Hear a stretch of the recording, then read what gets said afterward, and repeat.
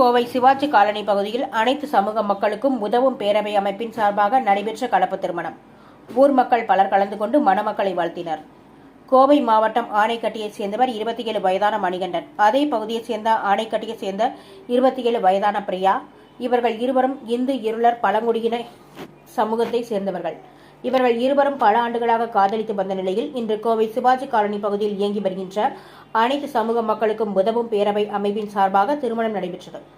இதனை அமைப்பின் நிறுவன தலைவரும் சமூக சேவகருமான வழக்கறிஞர் புஷ்பானந்தம் மற்றும் சிவாஜி காலனி குடியிருப்போர் நலசங்க தலைவர் லயன் டாக்டர் நடராஜன் தலைமையில் கலப்பு திருமணம் நடைபெற்றது. இருவரும் மாலை மாற்றியும் தாலி கட்டையும் தங்களது திருமணத்தை பெரியோர்கள் முன்னிலையில் செய்து கொண்டனர்.